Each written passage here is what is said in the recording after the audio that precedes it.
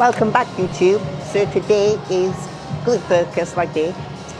I say glute focus leg day. It is the most glute focus of my specific leg days. We're going to go through how to utilize your glutes compared to the quads, how to create a session to be way more glute focused compared to quads, even though you are tapping into your quads just a little.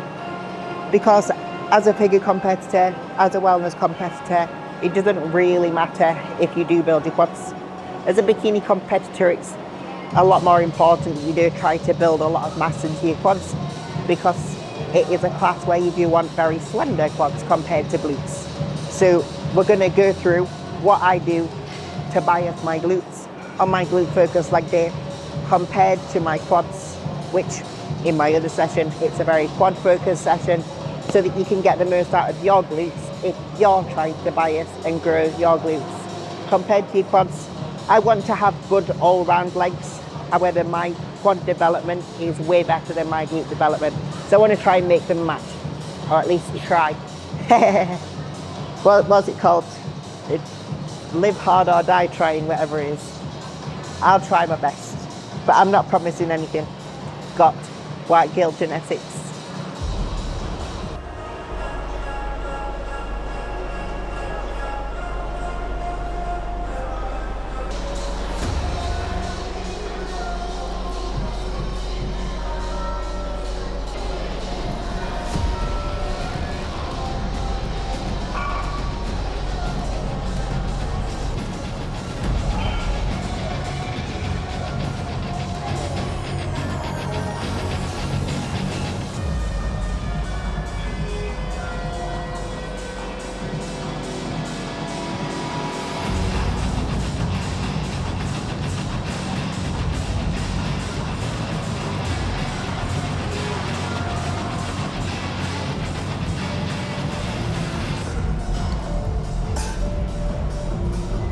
Tip number one, to have a lower body session that is glute focused compared to quad focused.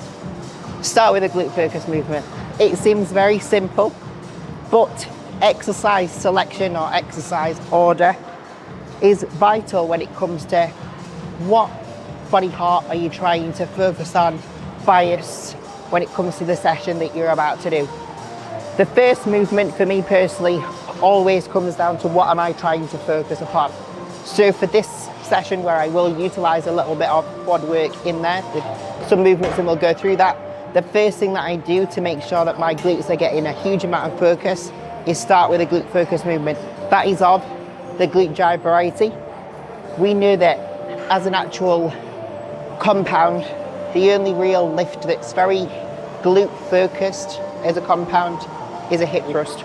Here we're very lucky that we have booty builders, glute drives, barbells to be able to do hip thrusts on. Today we're going to do it on the glute drive.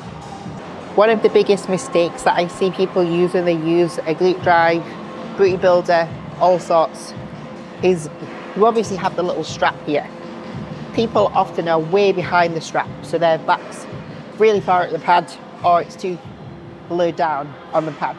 What happens there is you get a lot of knee travel backwards and forwards. Again, you will not keep tensioning to your glutes. We've spoken about that often before. Maybe we'll go through that in a second as well.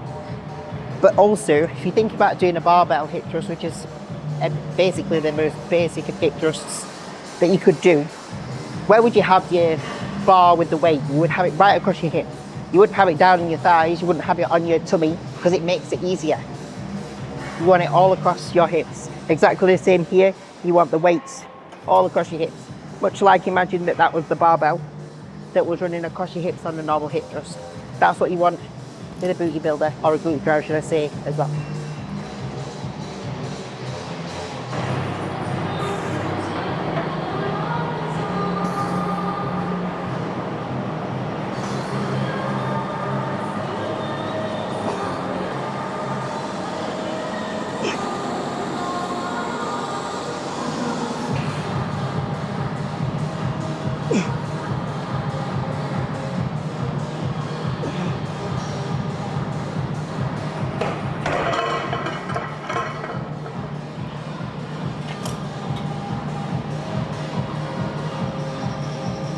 big thing to take your physique to the next level is definitely having someone who can teach you how to train intensely. And regardless of what type of training you do, training hard is what you'll have to do to build muscle. Developing over time, getting stronger, building reps, high or low volume.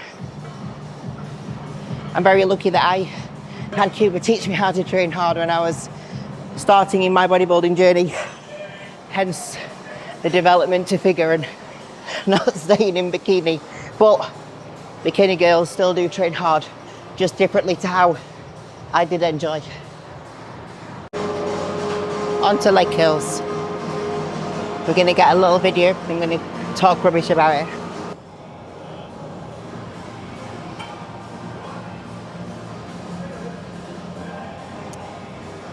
For me personally, since I built my hamstrings, and yes, it was a requirement for my class.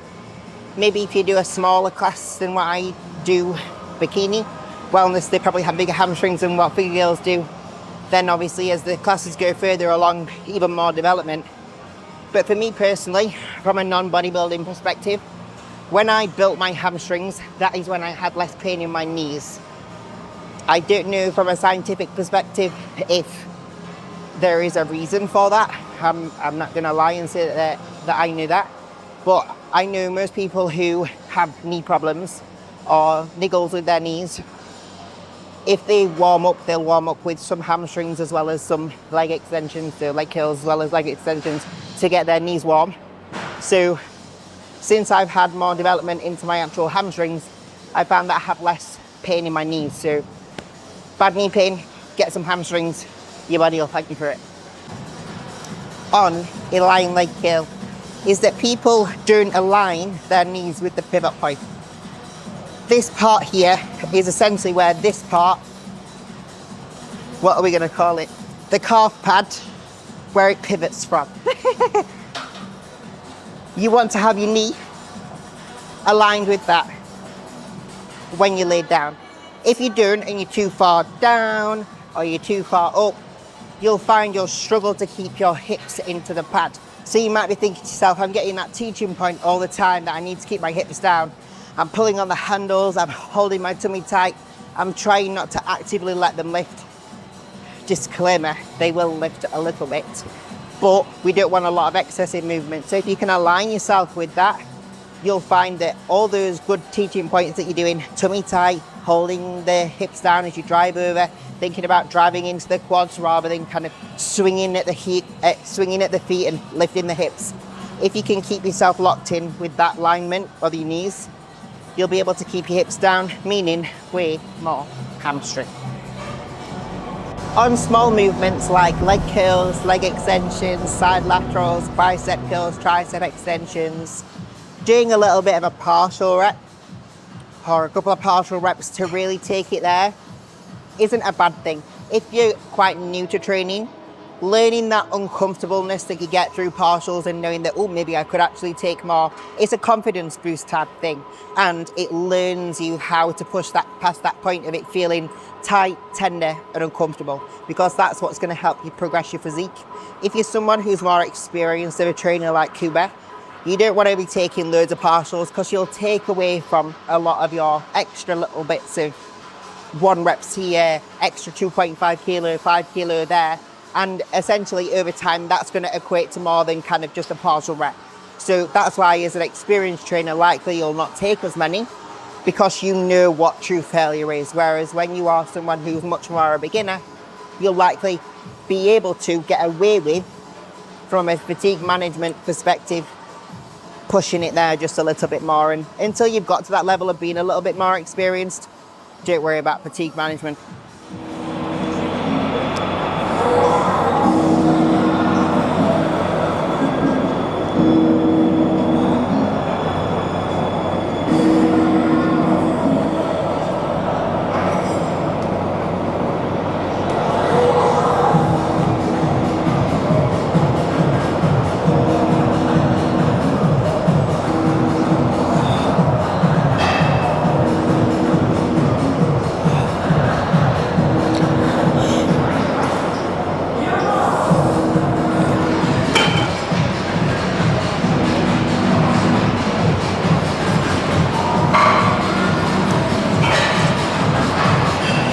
When it comes to taking progressions, I get this a lot with my clients.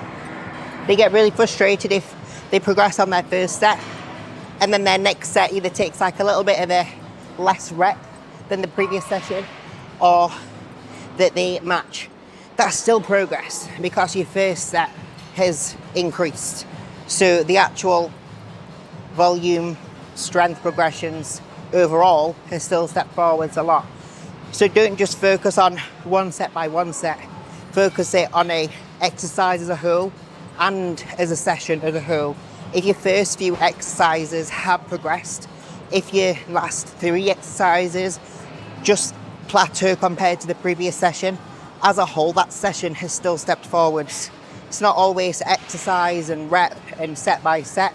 It's about the whole session, the exercises by exercise.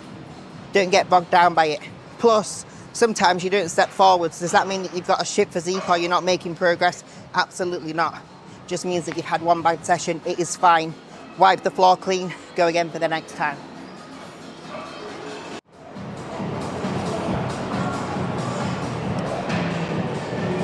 Are you feeling fatigued in your competition prep? Are you feeling like you're low in energy day to day in your competition prep? Are you finding it very difficult, but you're not in that last 5 to 6 weeks where the norm is not to really be feeling terrible? If it's your first competition prep, you'll probably feel the effects a little bit earlier than other ones because you don't know to expect those lower energy feels, and you'll probably realize in that first time that you do a comp prep that your sleep is probably not tuned in, that you probably rely on external things to give you energy. So when I first did a competition prep, I definitely didn't focus heavily on my sleep. I definitely was on my phone and scrolling through things very late into the evening. You're not going to bed till 11, 12 o'clock, getting up early the next day for work. My energy wasn't good, but that was my own fault. I didn't have as much fuel for the fire, so adding that on top just made it even worse. I also used to rely a lot on fizzy drinks, energy drinks, coffees, even things like sugar-free gum throughout my days when I was even in my off season. You go into comp prep, you've not got those little things to help you because you've already utilized them. So if you're getting to that point and all those little things have happened for you, which they did for me, I learned a lesson in my first prep. I changed that for the next time and my preps got so much easier. Again, it gets better the more that you do them, the more that you experience them, so don't give up. The first one was hard, but all those little things can definitely help you fine tune, feel better, less fatigued, to make your prep way more enjoyable. So obviously I'm highly passionate about training. I am yet to find anyone who does this style of training, so progressive overload, getting stronger over time, listening to their recovery, training like an absolute savage, getting strong. I'm yet to find someone who doesn't make good progress. The most important thing really though when it comes to any real approach of any type, high volume, low volume, etc., the most important thing is adherence. If you aren't adherent, and what we mean by that is sticking to everything, and I mean everything. Like when Kuba was telling me this is the foods that you're eating, I wouldn't have anything else on my plan. If I was in my competition prep, I wouldn't be adding additional sauces here, I wouldn't be adding sugar-free jellies there, I wouldn't be adding lots of extra fizzy drinks, etc. Maybe it's extreme, but like bodybuilding is extreme. When I was training, I wouldn't be adding extra sets, I wouldn't be doing more sets. I would just do what's on my plan. Simply, if you can just stick to what you're supposed to be doing and give it your everything, you will make progress. If you don't stick to everything that you're supposed to be doing, you're doing extra things here, not enough there, etc. How you do something is how you do everything. How you do one thing is what your body does, if that even makes sense. Basically, if you don't stick to plan, don't expect for the things or the results that you want to happen. You need to stick to it. And if someone who's experienced and has gone to the heights of heights or helped people go to the heights of heights in bodybuilding is telling you to do something, it's likely because they've seen that that helps you get to where you need to be. So I don't say to my clients for any other reason to be harsh, but just more so I want the best for you. I care about your process. I care about my process. I want to give everything. So give your all, stick to it. Don't go away from plan.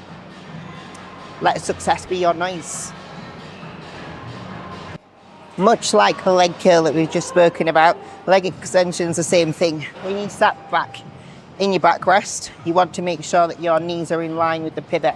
If they're in front or if they're behind, you'll find you'll get a lot of knee pain. You'll find that you won't get as much tension in your quads as you possibly could, that real squeeze factor or that real stretch factor that you should get from a leg extension. For me personally, because I do have some niggly knees, I have my back pad one whole back compared to what I probably should if I was to have that aligned. That means that I have my hips slightly forwards and then my upper body slightly back. It does allow me to get more stretch in my legs, but it also allows for that niggly pain that I get in my joint right at the bottom in that stretch. I don't get it. So if you get that, or if you get that little pain, try that little trick that I said. Keep your hips forwards, lean your torso back into the backrest, take the actual backrest one notch back from where you would usually have it. Bob's your uncle, Fanny's your aunt, as they would say in the UK. So I'm passionate about training.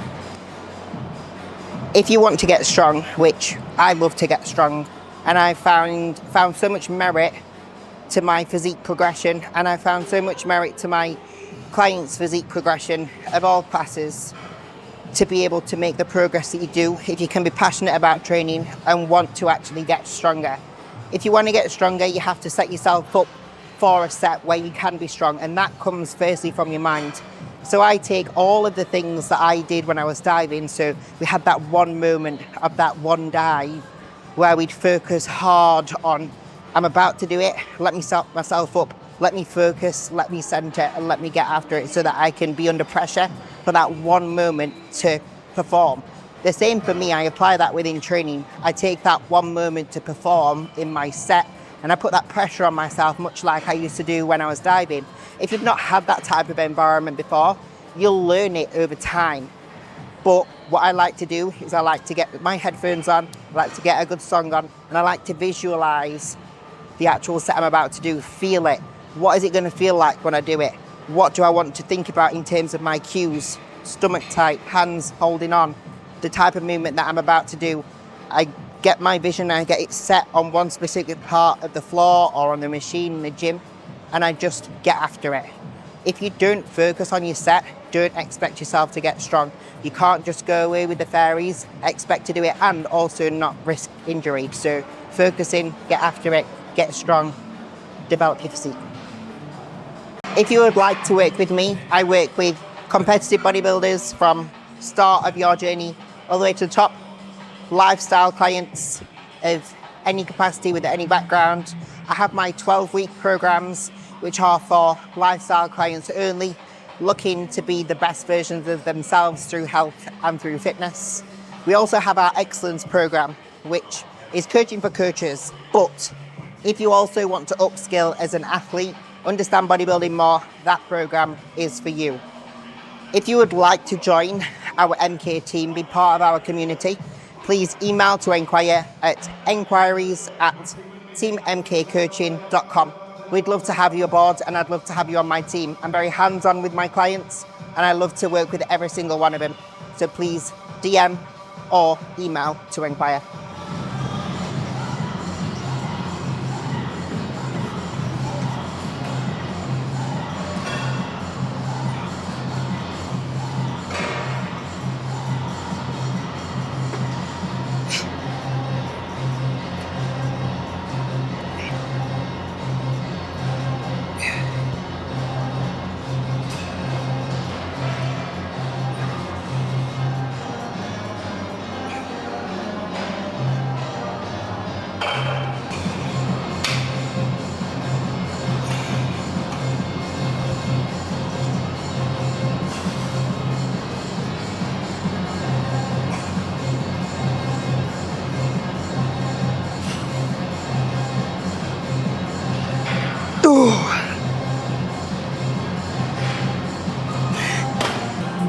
If you use a leg extension at your gym and you find that you're always hitting in that stretch, You hit, you take tension off, you make it easier. If you pop something on the front of your shins, it doesn't have to be a fancy pad. It can be anything like a rolled up mat. It just gives you that last little bit of range.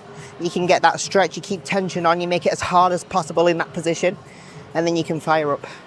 You'll get so much more out of it from your quads, and it is harder. If anyone tries to tell you that, you know, you don't need stuff like that, they don't want to make it harder, they want to make it easier.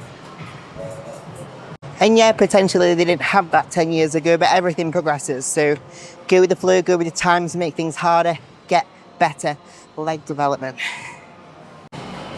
If you are someone who struggles with joints, if you're someone who struggles with your joints, your knees, on leg extension, it can be a little bit compromised in that position at the bottom. So for me personally, I like to do my lighter set with less load first, and then my heavier set with less reps second. Gets my knees warmed up before we start cooking so that they don't pinch too much.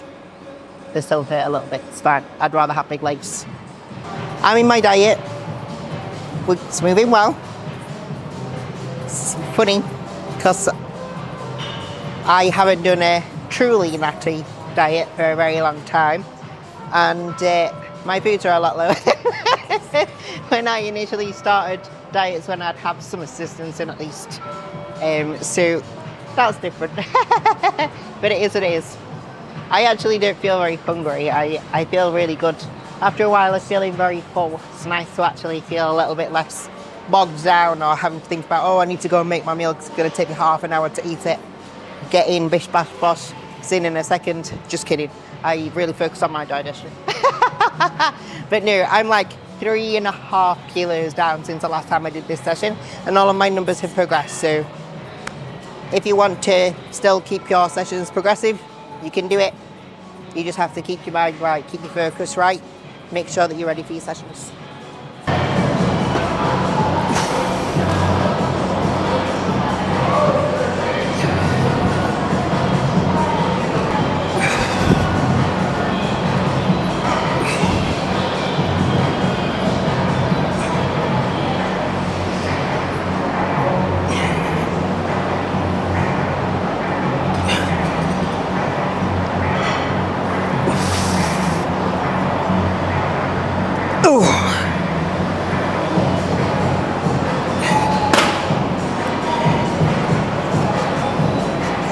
I always wear little knee sleeves when I do my heavy compounds.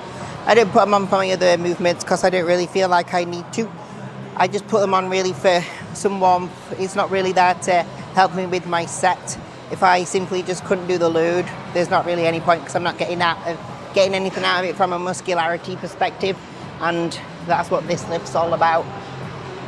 I used to use thicker knee sleeves. It definitely used to make my movements much easier, and I don't really want that, so that's why I use thin ones. I use the hard body ones. Use my code MEG if you want to get discount off, but honestly, if you do struggle with just wanting that little bit of comfort, a little bit of support, a little bit of feel good, a little bit of confidence boost, but you don't want anything that's going to help your sets be easier, a little single ply sleeve's just going to give you that little bit of warmth and nothing else.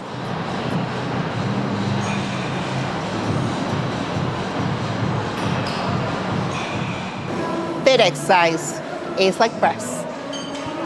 Yes, I am doing it very quad focused because I am letting my knees go over my toes, but I will still work my glutes on this. There's no way of getting away from it. It's like doing a glute focused leg press, thinking that you're only going to do glutes when you will use a little bit of quad, but it's whatever your bias. So on this one, we are biasing the quads, but the glutes are going to work a little bit. So here I'm trying to put my feet in a position that's comfortable for me to be able to get as deep as possible. And my depth might not be the same as someone else's great depth or be as bad as someone's depth. It's just for what works best for me, where I don't bring up my heels, but I get a good amount of knee travel over my toes. If I was to do this for glute focus, I would put my feet right at the top of the little platform. I would only bring my knees to about 90 degrees, and with my feet being at the top of the platform and bringing them into my chest, that's only as far as they would go. They wouldn't travel over my toes. I would get more glute than I would quad. I'll show you that when I've done my sets, but I'm going to do my sets first.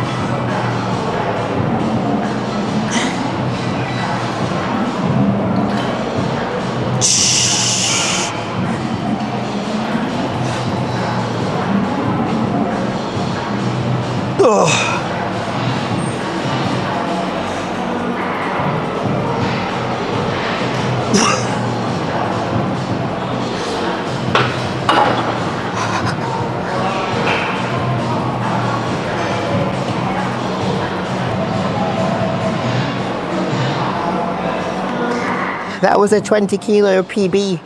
I actually only got one less rep than last time as well. But before I went into that set, I thought, oh, my legs feel a little bit battered than it from like the 2 days ago. Probably could have done less load because of having that type of thought process. But I thought, fuck that. Get in, get after it. I'm not close to needing a deload or anything, so that was just my mind telling me that my body's a little bit tired, or that I did leg press 2 days ago. Do legs super frequent like what I do, but you're gonna have to dig deep to get some progress because it's hard when you do similar exercises all the time, but you can get little 1% here or there. I actually felt like they were really good, so I'll have a watch back and see what my depth was like. Fingers crossed it was pretty decent because it felt good. And I was getting the seal of approval from the coach. He was nodding, so hopefully that's a good sign. It's quite easy.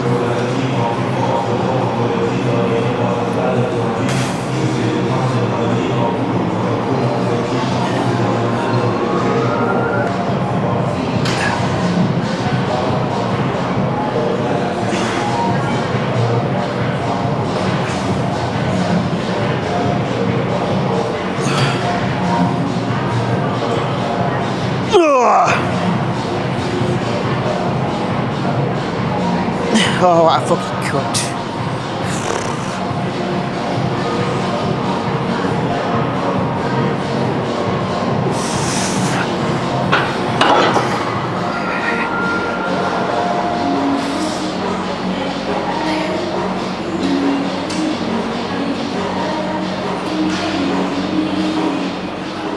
Volume, exercise selection. More volume doesn't always mean better. When you train low volume, high intensity, eventually at some point you'll probably find because the quality of your movements improve, you'll have to reduce down your load. I train legs every other day. The volume in my sessions is a lot lower than what it ever has been. My legs are bigger than they have been. My strength's better than it has been. So strength equals more volume. Accuracy with your training means volume, more volume, because the work that you are getting through the actual muscle that you're trying to work, as much as it's potentially less reps and less sets, because you are working the muscle more through it being better in terms of your accuracy, your form, and with having more strength, work, load through it, it is essentially helping you to develop. It may sound a little bit backwards, but I promise you, it does work. So potentially if you're at the start of your journey, you might need to start with more sets, more reps. As you get further through your journey, especially if you go with the low volume, high intensity style work, you'll probably find that you'll have to pull back on the volume with the sets and the reps to be able to improve the strength, keep the accuracy absolutely fantastic, to keep progression going. It's a great way to keep on progressing over time if you kind of hit a little bit of a roadblock when it comes to the strength in your training. Especially if you're keeping the form good, especially if you're keeping the intent good, you've got to find something, some kind of way to be able to keep progression going. Otherwise, for me personally anyway, mentally I have to have something that's helping me to move forwards. If I'm not, I just feel like I'm at a standstill. I just think, well, what's the fucking point?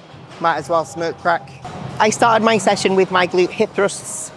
I then moved on to leg curls, leg extensions. No, they're not glute focused, but this is my lower body day, not glutes day. However, this is my glutes focused session because I have way more glutes exercises in this session than I have in my other lower body session, which is essentially just quads and hamstrings. That's my heavy squat day. Yes, I will use a little bit of glutes, but I'm not doing specific movements for them, just more that as an accessory muscle it will work. So I'm finishing my session with a glute focused press down. A glute press down is another way, another variation of a kickback. If you're a bikini girl, likely you'll not have the ability to do a lot of lifts because you essentially just need to train delts and glutes, and that's about it. So you've got to get a little bit creative sometimes with different variations of lifts. So that's why there's been so many different variations of glute kickbacks created, so that you, specifically bikini girls, have so many different things that you can do. Wide kickbacks, glute med kickbacks, normal kickbacks, glute press downs, kneeling cable kickbacks, all sorts, so that you've got some variety and you don't just feel like you're doing a kickback every single set when you probably are. It's just a different variety. Have a box on the floor, because when you kick down you don't want to think about hitting the floor or having to turn your hips to be able to not hit the floor. You want to be able to keep them neutral. The more neutral you can keep your hips, the more flat you can keep your lower back, the more tension you will get in your glutes. That goes for any glute kickback, because your actual range of motion on any glute kickback will likely be very short if you are keeping tension in your glute. But if you can keep your lower back flat, you will be able to create that squeeze into the glute. So glute focused press down. You want to have a box that essentially allows you to be able to dangle your working side leg so that it doesn't hit the floor. You want to have the cables set at shoulder height, and you want to get yourself a big cable cuff, big one, not the small ones, because you want to be able to put your foot through it. When you do legs, I shouldn't have to tell you anyway, you should be wearing small, very flat shoes anyway, so big clumpy shoes aren't trying to get in here and you're not giving me the feedback that you can't do it because of your shoes. You then want to bring your leg up to your chest, you want to slide it through, you hold onto the handles like you hold onto the pole, and then you just press down.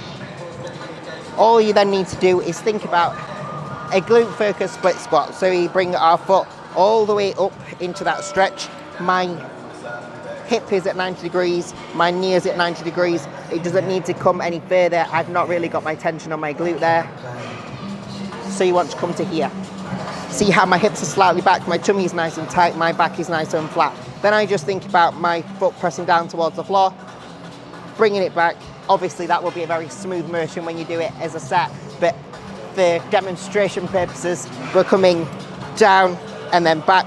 The foot doesn't need to go any further back than that. If I go further back than that, my lower back is arching and I'm taking tension off my glute.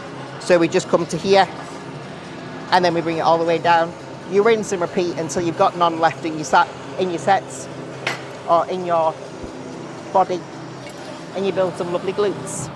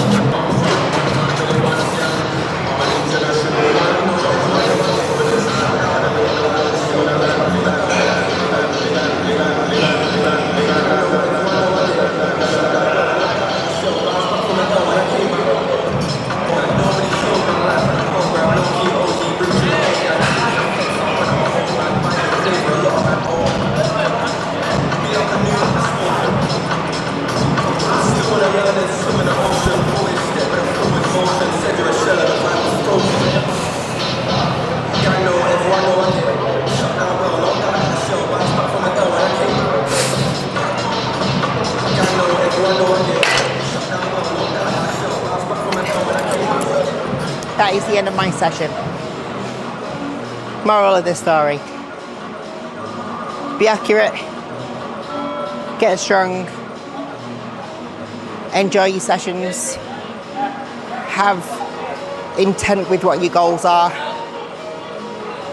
Make sure that if you have an area that you're trying to bring up, whether you're a competitor or not, that your training reflects that.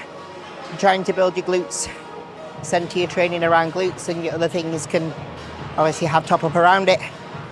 If your goal is to bring up your physique as a whole, make sure that you have a couple of exercises for every different body part a couple of times a week to make sure that everything gets a little bit of sprinkling so that you can progress all together in a very equal way. If you liked the video, please comment below liked. If you would like me to cover anything, please do feel free to pop a comment below, DM me, or pop me an email. If you'd like to get coached by me, I have a wonderful team of athletes and those who do not compete. And we also have the Empower program. So I have my online coaching for competitors and non-competitors.